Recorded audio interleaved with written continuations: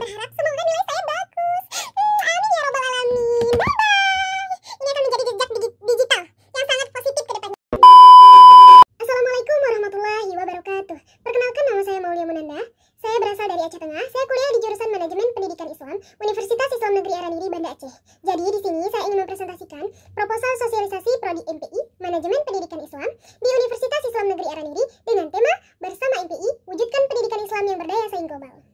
Proposal dan video ini diajukan untuk memenuhi tugas mata kuliah Manajemen Proyek dan Pemasaran Jasa Pendidikan yang disusun oleh saya sendiri, Maulia Munanda, mahasiswa program studi MPI semester 4 di bawah bimbingan Ibu Lailatul Saada SAG MPD. Jadi, latar belakang terjadinya sosialisasi ini adalah yang seperti yang kita ketahui, peran Prodi Manajemen Pendidikan Islam MPI adalah mencetak sumber daya manusia yang profesional di bidang pendidikan Islam yang mampu menghadapi tantangan dunia pendidikan modern. Tapi, menurut data yang telah kita temukan, data tersebut menunjukkan tren penurunan jumlah pendaftar dari 134 pada tahun 2022 menjadi 75 orang pada tahun 2024. Jadi, kegiatan ini bertujuan untuk memperkenalkan Prodi MPI kepada masyarakat banyak dan memperkuat pemahaman kami sebagai mahasiswa tentang arah dan pengembangan Prodi Manajemen Pendidikan Islam. Di sini juga kami berharap supaya kedepannya mahasiswa MPI atau Manajemen Pendidikan Islam terus bertambah jumlahnya. Dan tujuan kegiatan ini pastinya memberikan pemahaman mendalam mengenai kebijakan, strategi, dan rencana Prodi Manajemen Pendidikan Islam, membangun sinergi antara dosen dan mahasiswa dalam mewujudkan keunggulan Prodi Manajemen Pendidikan Islam. Sebelum kita melaksanakan kegiatan sosialisasi, kita harus menganalisis resiko dan menjadikan resiko tersebut sebagai sebuah kesempatan. Jadi, adapun resiko yang akan kita dapatkan jika melakukan sosialisasi adalah yang pertama terkait jadwal sosialisasi yang berdekatan dengan ujian akhir. Maka dari itu, kita akan melakukan sosialisasi setelah ujian akhir ataupun sebelum ujian akhir. Kemudian, kurangnya partisipasi siswa. Ini bisa kita minta bantuan kepada pihak sekolah atau kepada pihak tim sosialisasi untuk menyampaikan bahwa peserta didik dan tim sosialisasi wajib untuk mengikuti kegiatan ini dan wajib untuk berpartisipasi. Kemudian, materi sosialisasi yang tidak sesuai kebutuhan. Nah, karena itu dari jauh-jauh hari kita harus menyiapkan materi sosialisasi agar semuanya terencana dengan baik, seperti brosur, kemudian video tentang MPI, kemudian ada profil MPI atau prospek kerja MPI. Kemudian ada gangguan teknis dan alat presentasi. Maka dari itu kita akan membawa alat cadangan, misalnya seperti Infokus, untuk persiapan jika kegiatan ini tidak berjalan dengan lancar. Setelah kita menganalisis risiko dan menjadikan risiko sebagai sebuah kesempatan, selanjutnya kita akan menganalisis siapa-siapa saja yang berkepentingan di dalam kegiatan ini. Yang pertama, siswa kelas 11 dan kelas 12 sebagai sasaran utama. Pastinya iya, karena mereka lah sasaran utama kita melakukan sosialisasi. Kita akan mendorong mereka supaya mereka mendaftarkan diri di Prodi MPI di UIN Araniri. Kemudian, guru BK dan wali kelas sebagai fasilitator. Jadi seperti kendala agar semua peserta didik berpartisipasi, kita sampaikan kepada guru BK dan dia akan menyebarkan informasi tersebut kepada peserta didik. Kemudian kepala sekolah sebagai pemberi izin. Di sini kita akan mengirimkan surat untuk permohonan izin sosialisasi ke sekolah tersebut. Maka kepala sekolahlah sebagai pemberi izinnya. Dan kemudian mahasiswa dan alumni. Di sini mahasiswa dan alumninya sebagai pelaksana atau sebagai eksekutor. Atau di sini saya sebut sebagai tim sosialisasi. Kemudian yang terakhir adalah dosen sebagai pembimbing tim sosialisasi.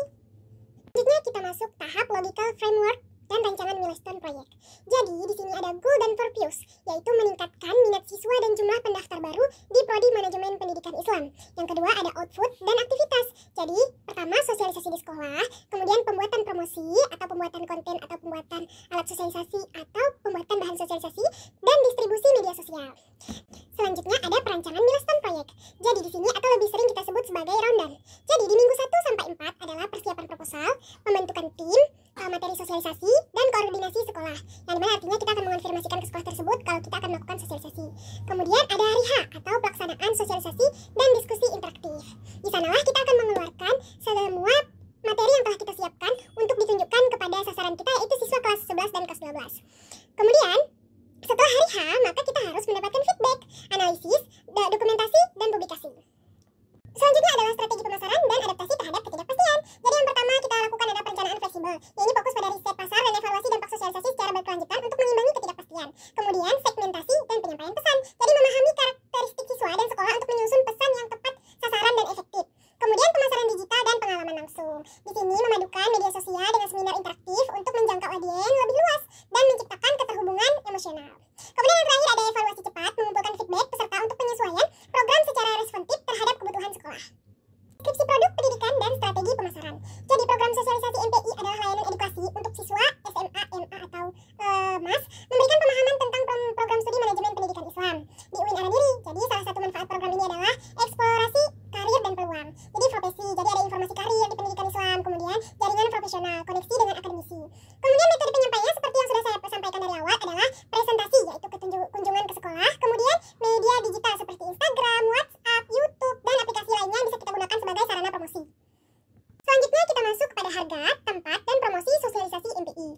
akan membacakan jumlah UKT pada Prodi Manajemen Pendidikan Islam. UKT tingkat 1 400.000, UKT tingkat 2 1.730.000, UKT tingkat 3 2.306.000, tingkat 4 2.883.000, tingkat 5 3.775.000, tingkat 6 3.459.000, tingkat ke-7 3.843.000. Kemudian di KIPKA yaitu 2.400.000. Kemudian mahasiswa mandiri atau yang ibunya PNS 6.133.750 rupiah. Atau yang ada bersangkutan kerjasama atau disebut dengan orang dalam 3.843.000. Nah, biaya pendaftaran ini meliputi administrasi, seleksi, dan operasional penerimaan tersedia beasiswa dan diskon. Diskon di Winaranyiri biasanya disebut sebagai penurunan UKT untuk menarik minat calon mahasiswa. Selanjutnya, sumber daya manusia dan proses penerimaan mahasiswa baru. Jadi di Winaranyiri ada dosen yang kompeten, tenaga kependidikan yang berkualitas, dan staf yang ramah mendukung sosialisasi, dan mahasiswa akan aktif membantu promosi dengan bimbingan alumni sebagai testimoni dan membangun jejaring sosial. Jalur masuk MPI itu ada 3 pemirsa. Yang pertama, SEPAN PTKIN atau disebut sebagai jalur undangan. Yang kedua, UM PTKIN. Kalau misalnya yang tadi jalur undangan, maka yang ini jalur tes atau ujian. Kemudian yang terakhir adalah PMB lokal atau sering kita sebut sebagai jalur mandiri. Ini terbagi menjadi 2 gelombang. Pertama gelombang 1 dan gelombang 2. Yang terakhir kita masuk ke bukti fisik. Jadi ini adalah bukti bahwa saya tidak omong doang di presentasi ini. Jadi bukti fisiknya seperti ini. Aduh, tidak nampak, apakah kelihatan? Seperti apa? Kita turunkan dulu cahaya teman-teman. Nah, sudah nampak ya. Nah, ini ada gerbang Winaranyiri, kemudian ada parkiran. Di sini ada lokasi Winaranyiri Banda Aceh. Kemudian di bawahnya, ini ada gedung, kemudian suasana kelas belajar dan dosen-dosen IPI. Nah, terima kasih. Di sini saya berharap semoga nilai saya